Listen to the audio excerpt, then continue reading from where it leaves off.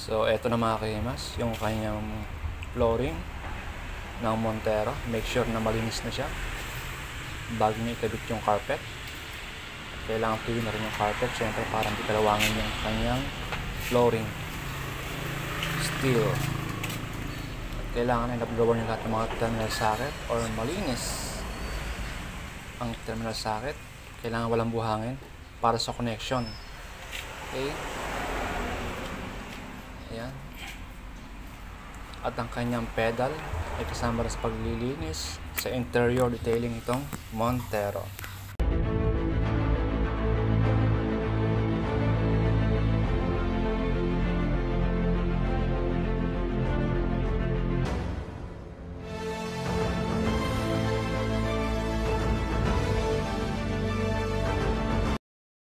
Good morning mga kahimas, magandang umaga po sa inyo. Siyempre, shoutout po sa mga bagong subscriber at viewers dyan. Meron tayong Montero. Ayan. Montero GLS.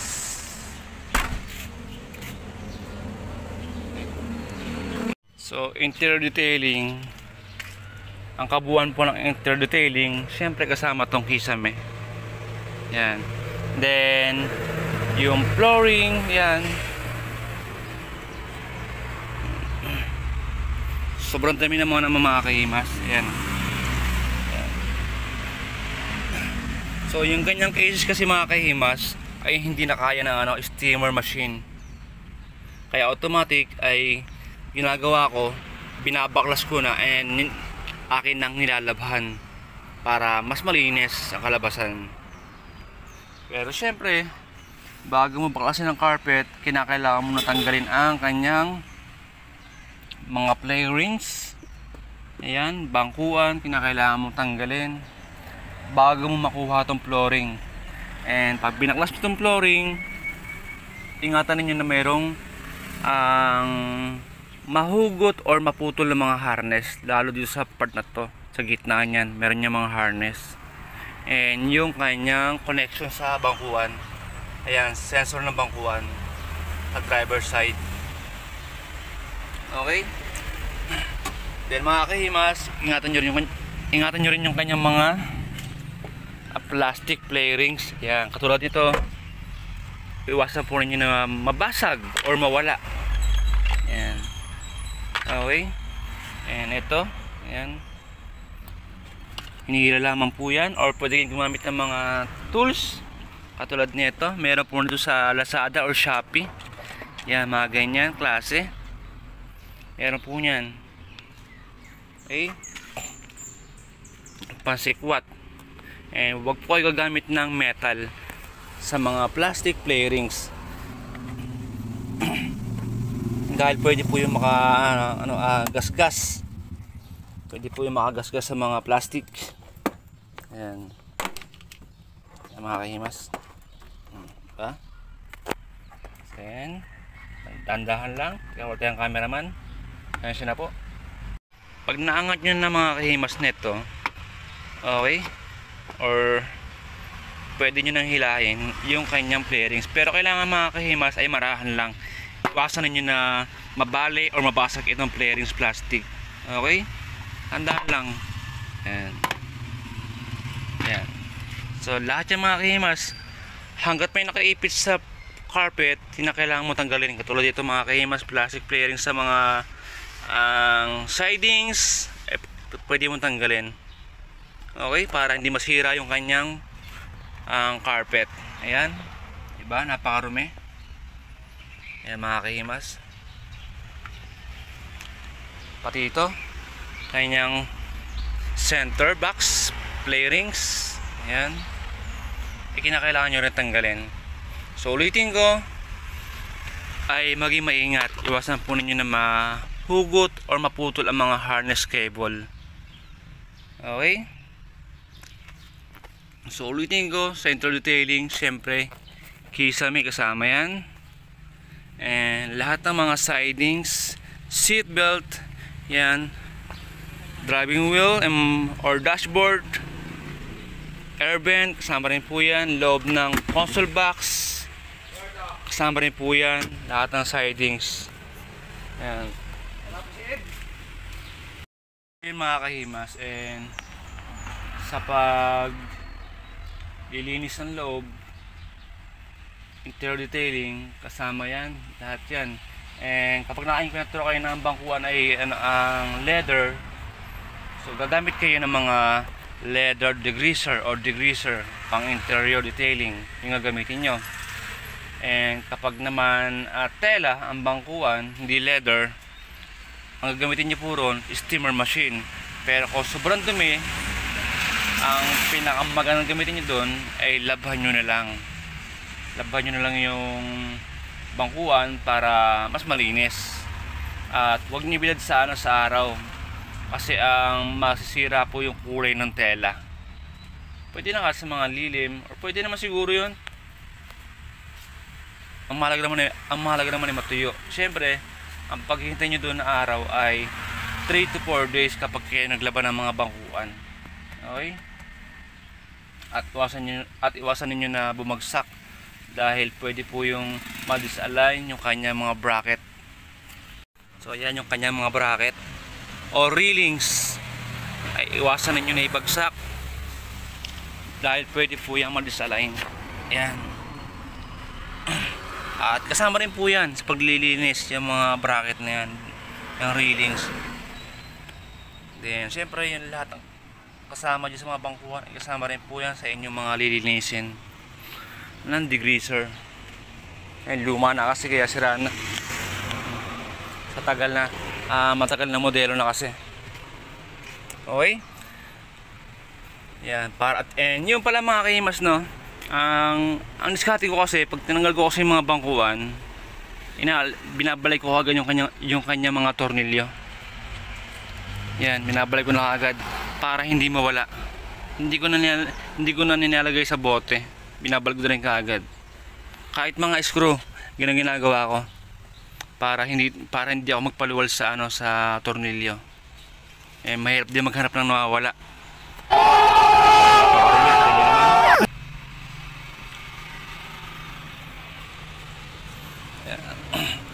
So, ang plano ko ay tanggalin ko na rin tong sidings para malinis ko rin tong kanyang speaker. Ayan, napakadumi oh.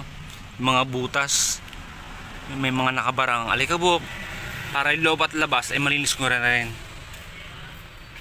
Ayan, marumi. Ayan mga kahimas oh. Hindi lahat po ay kaya ng steamer machine. Ayan, kita nyo naman. Ayan, siyempre steering wheel kasama rin po sa paglilinis. Degreaser po, pwede po yun. Ayan. Ayan. At yung kanyang mga gamit ay ilagay nyo sa isang lagayan or plastic bag para sama-sama, para hindi mawala. Ayan.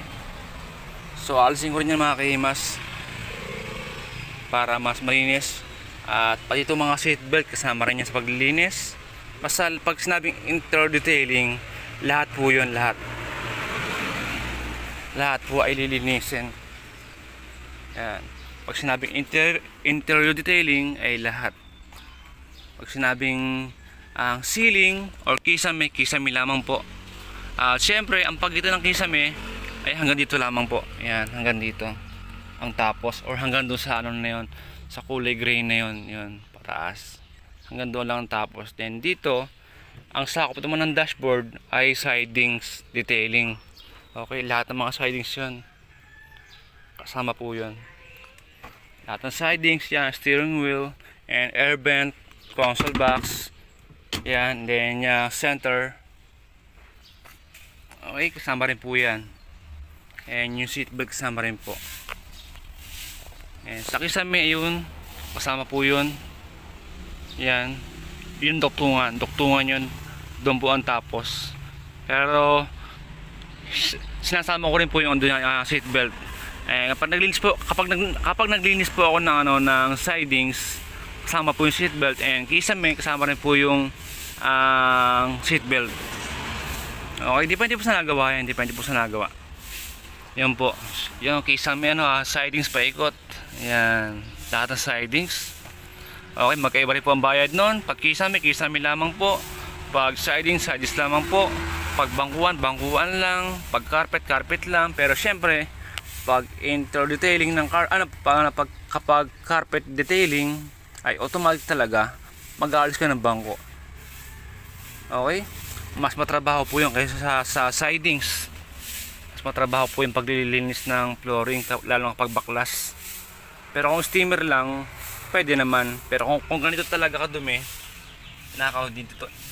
Hindi na huyang kaya ng ng steamer machine. Hindi na po kaya. Kaya ginagawa ko yan binabaklas ko na para mas malinis. Mas masiyahan sa client. Then syempre yung mga barya ay ilagay nyo rin sa isang lagayan din lahat. Para pag binalik nyo, kompleto pa rin, di ba? Kompleto pa rin siya. Or mga gamit, ingatan ninyo yung mga gamit na mawala or masira.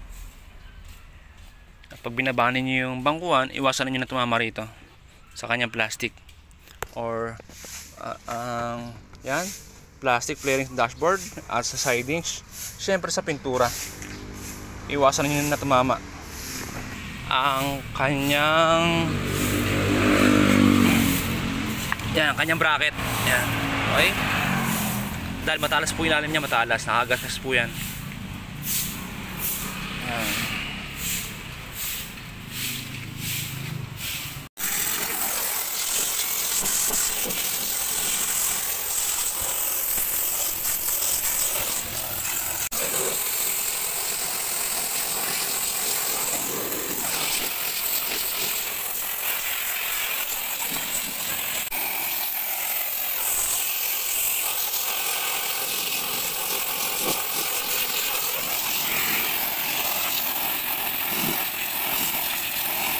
Yan, good morning Ma'am Xavier Ann.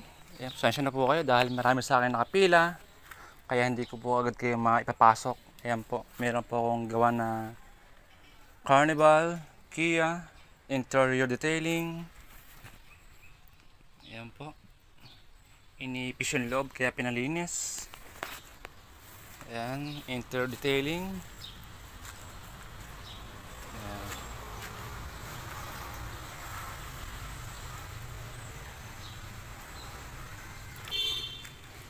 At syempre, meron din ako Montero ngayon. Ayan, magkasabay ang dalawa. Ayan, yung dalawa, magkasabay. Ayan, Montero. Inter-detailing din. Ayan po ma'am, kaya pasensya na po kayo. Then after po kasi ng Montero ma'am, meron pa sa akin nakapila na isang Fortuner tsaka Honda City. Pero yung ma'am, yung binigay ko sa inyo na schedule na 21 ay papasok na po kayo sa akin ang schedule po. Okay? Yun lang po ma'am. Hindi ko po kayo muna masikaso sa ngayon dahil marami nga po akong gawa ma'am. At meron din po sa akin na mga naka-schedule na sasakyan na pinapagawa or pinapalinis. Ayan ma'am. Kaya pasensya na po kayo ma'am. Ayan, thank you. So ayan na mga kahimas. And bago nyo isalpak yung carpet, make sure na naugasan niyo yung flooring or nalinis niyo yung flooring bago niyo ikabit yung kanyang carpet. At after niyo hugasan, kailangan na blower niyo lahat ng mga terminal socket sensor. So lahat po ng mga terminal socket sensor ay make sure na na-blower niyo na maayos or natuyo niyo na maayos bago niyo ikabit ang carpet dito sa Montero or kahit anong sasakyan. Syempre kasama rin yung mga pedal sa ating paglilinis. So ayan na mga kahimas, nakasalpak na yung kanyang carpet. Bago nyo ikabit yung kanyang mga bangkuan, kailangan nakalatag na maayos yung kanyang carpet at nakalabas lahat ng mga sensor, terminal socket para iwas aberya